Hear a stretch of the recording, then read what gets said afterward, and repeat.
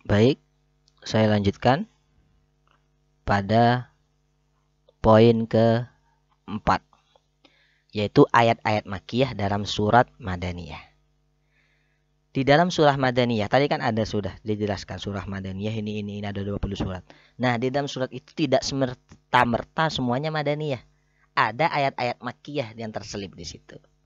Saya baca, dengan menamakan sebuah surat itu Makkiyah atau Madaniyah, tidak berarti surah tersebut seluruhnya Makkiyah atau Madaniyah. Sebab di dalam surah Makkiyah terkadang ada ayat Madaniyah, di dalam surah Madaniyah terkadang ayat Makkiyah. Nah, adapun penamaannya hanya menurut sebagian besar ayat yang ada di dalam surah itu saja, menurut sebagian besar. Nah, saya ambil satu contoh, yaitu pada Quran surah Al-Anfal. Quran surah Al-Anfal pada poin pertama masuk pada surah yang diturunkan di Madinah. Akan tetapi pada surah Al-Anfal ada ayat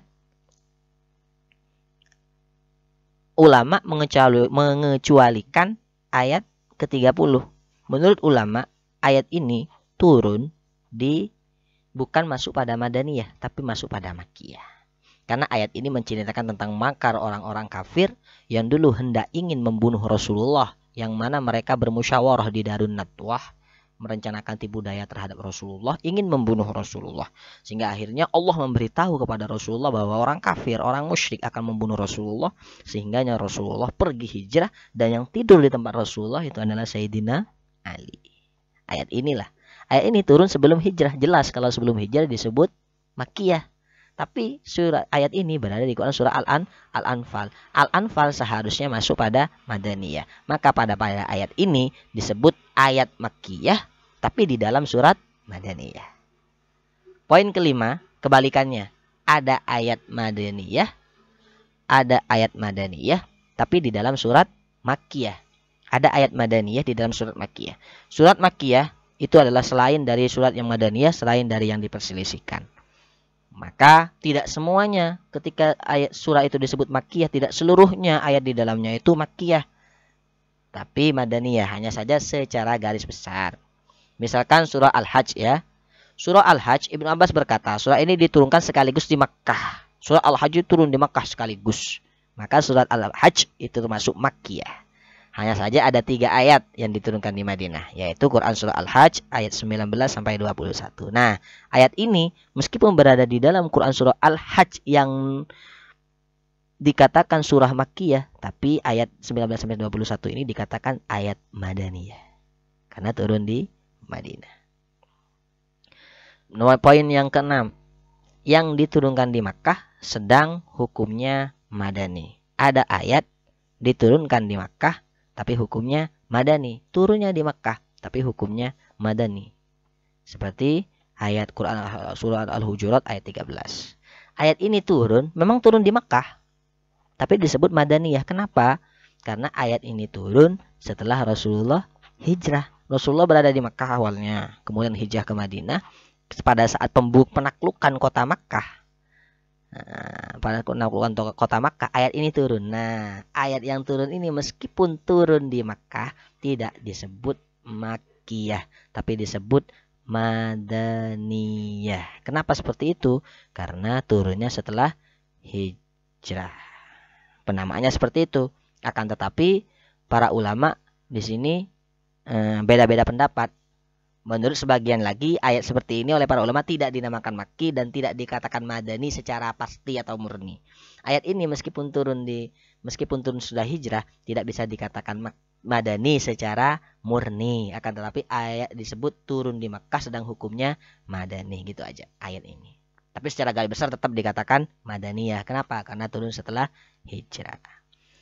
Poin ketujuh, yang diturunkan di Madinah sedang hukumnya Makki. Ada ayat turun di Madinah tapi hukumnya Makki. Kenapa bisa demikian? Mereka memberi contoh dengan surah Al-Mumtahanah. Surah ini diturunkan di Madinah, dilihat dari segi tempat turunnya. Tetapi seruannya ditujukan kepada orang-orang musyrik penduduk Makkah. Karena tujuannya orang musyrik, bukan pada orang Islam. Kalau orang Madaniyah itu kan kebanyakan kepada orang-orang Islam. Tapi kalau Makkiyah itu ciri-cirinya adalah yang ditujukan kepada orang musyrik. Nah, karena surah Al-Mumtahanah ini meskipun turun di Madinah ditujukan pada orang-orang musyrik, maka tetap dihukumi Makki. Poin ke-7. Poin ke-8. Poin ke-8, ada ayat yang serupa dengan yang diturunkan di kota Makkah dalam kelompok Madani. Ada ayat Madaniyah, ya, ada ayat Madaniyah. Tapi corak bahasanya, gaya bahasanya, ciri-cirinya itu sama dengan Makkiyah. Ciri-ciri pola kalimatnya. Kalimatnya yang keras, kalimatnya yang lantang. Wa idz qalullahumma, yang berupa ancaman-ancaman. Nah, itu kan ciri-ciri dari ayat Makkiyah. Tapi ayat ini disebut ayat Madaniyah karena memang turunnya di Madinah, hanya saja ciri-cirinya sama dengan ayat-ayat Makkiyah.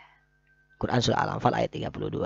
Begitu juga ada ayat yang serupa dengan yang diturunkan di Madinah, ada ayat yang sama dengan ayat-ayat yang diturunkan di Madinah, dalam artian membicarakan tentang hukum-hukum, gaya bahasanya membicarakan tentang hukum-hukum, ciri-ciri umumnya memiliki ciri-ciri Madaniyah. Akan tetapi ayat ini tidak dikatakan Madaniyah tapi dikatakan Makki. Contohnya seperti Quran surah An-Najmi ayat 32. Imam Asyuti dalam Quran ayat ini mengatakan perbuatan keji ialah setiap dosa yang ada sanksinya. Ini sudah menjelaskan, ayat ini menjelaskan tentang dosa yang memiliki sanksi. Dosa yang memiliki sanksi. Harusnya tentang hukum-hukum yang menjelaskan tentang sanksi ini harusnya itu berada pada kelompok Madani. Ada kelompok Madani. Tapi ayat ini ayat Makkiyah, hanya saja serupa dengan Madani. Nah, untuk poin terakhir, perihal ayat-ayat yang memiliki bermacam-macam keadaan dan kondisi yang lain yang oleh para ulama yang lain dimasukkan pada pembahasan Makki dan Madaniyah, seperti ayat dibawa ayat yang dibawa dari Makkah ke Madinah, ayat dibawa dari Madinah ke Makkah dan seterusnya. Akan tetapi pembahasan ini berada di buku-buku yang lebih panjang pembahasannya. Akhiran, Assalamualaikum warahmatullahi wabarakatuh.